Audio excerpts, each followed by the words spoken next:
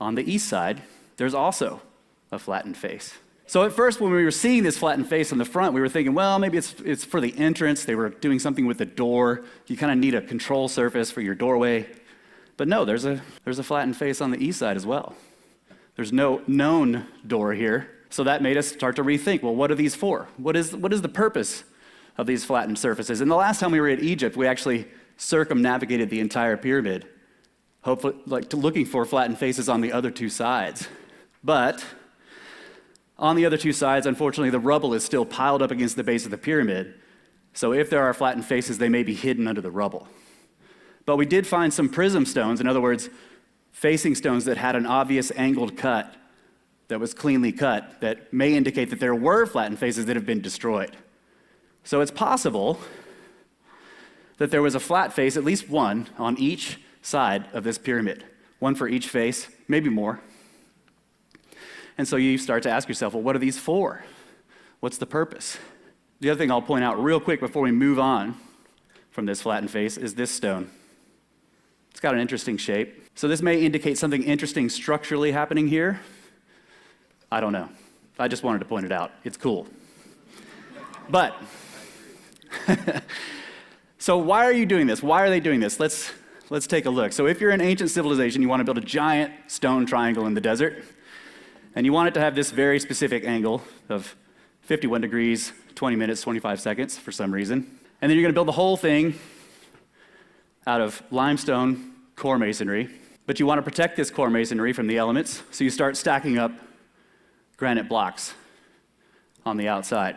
The guys at the quarry are sending you the granite blocks with lots of extra material on them so that you can protect the outer surfaces of the blocks, so that as you're stacking them up, if you drop something down and it goes tumbling down, it doesn't damage what you want the finished face to be, which will be right about here. But then you notice, you start thinking about it, and you're like, well, if we get way up there and we're trying to maintain this angle of this finished face that's actually inside of the blocks that we're setting on, how do we check for that as we go up? So maybe while you're still close to the ground and you can set up some surveying equipment on a level platform, you set up some surveying equipment and then you flatten a section of blocks right there near the ground and define your angle. And then you can keep stacking blocks, because now you have a platform on the pyramid itself that's defining the angle that you want for the entire face of the pyramid. So that afterwards, once you've stacked the blocks up, you can check your work, make sure that the blocks have enough material so that when you do finally flatten the entire thing, it looks nice like this. So that's a possibility. This is the square structure that we saw in the Google Earth picture. This is called the Pyramid Temple of Menkaure, or the Mortuary Temple of Menkaure. This is supposed to have been built alongside the pyramid, like it was the same project. They're building the pyramid and this temple at the same time. But again, as a construction guy, we're looking at this and we're noticing how this temple butts up against the pyramid, and it's a little strange. It's not a very good job. Yeah. And if we're going with the idea that these flattened faces on the pyramid indicate that they intended to flatten all of the casing stones to finish the job, and they didn't finish it, well, this temple is butting up against unfinished work. So that may indicate that this temple was built much later, or at least somewhat later, by different people, an entirely different project for different reasons. Had nothing to do with the pyramid itself. Here's another look. It's just not a really good, it's not a good job. If you hired somebody to come to your house and you're like, look, I want an extension, and they just connected it like that, you'd be like, bro, you're fired. You gotta, no. Okay. So, staying on the Giza Plateau, but moving to a different structure, I think this one is almost finished. This is the Valley Temple. This is a beautiful, amazing place. And look, so it's granite again. So the Valley Temple is constructed in a similar way. It is an interior structure, but in a similar way to the pyramid, there's enormous limestone core masonry that is cased in granite on the inside and the outside faces. Most of the granite on the outside is gone, but on the interiors at least, it still remains. So as you're walking through, it's just these beautiful rooms. They're really tall, and there's It's just beautiful stonework, but this stonework has been flattened. It has been completed. It probably was polished. It's just so ancient that the polish has been worn away. But look at the size of some of these blocks. Look at that thing. And this one on the other side. Other thing I'll point out is that guy that's in the picture, he's actually really tall. I mean, so he kind of makes this look smaller than it really is. But the other thing I want to point out about this block is this will define another point of data, another pattern that we're going to see in these sites as we look. And that is that this block actually goes around the corner. So we'll take a closer look at that. Here's the corner, and here's the block. It goes around the corner. So again, as a construction guy, you're like, what?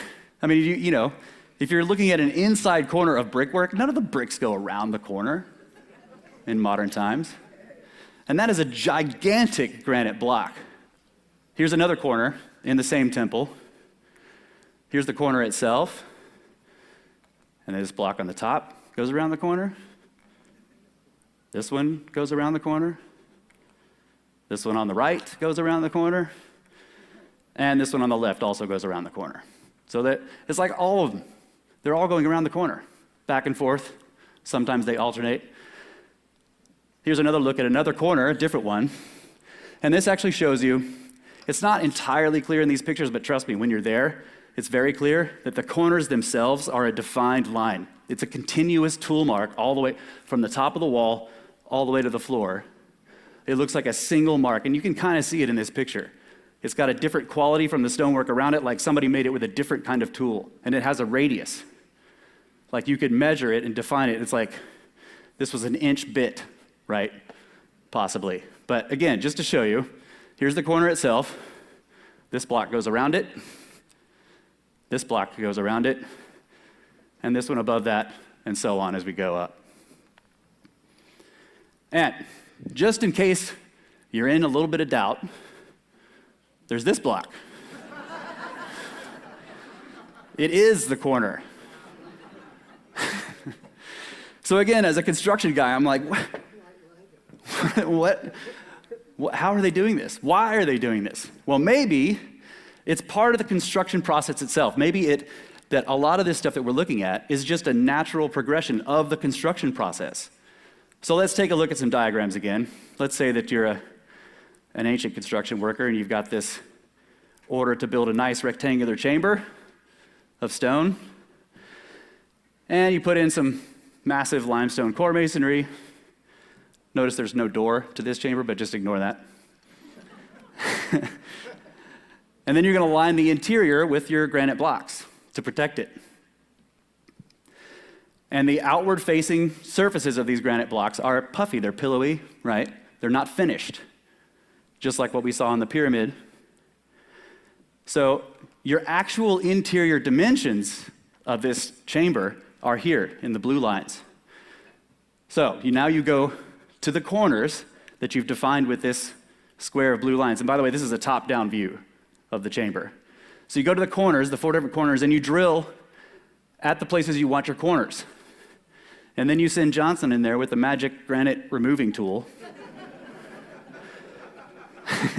And also note, really quick, that none of these blocks, these granite blocks that are lining it, are going around any corners right now. But you send Johnson in there with the tool and you're like, okay, clean off these surfaces flat all the way to the drill holes so that it looks like this. And then you'll notice that you have 4 blocks going around the corners once you've done this So it may actually be that they have these blocks with extra material, like a padding, right? Because this is the thing, when you're moving stone, especially really heavy stone, you're often in danger of damaging it.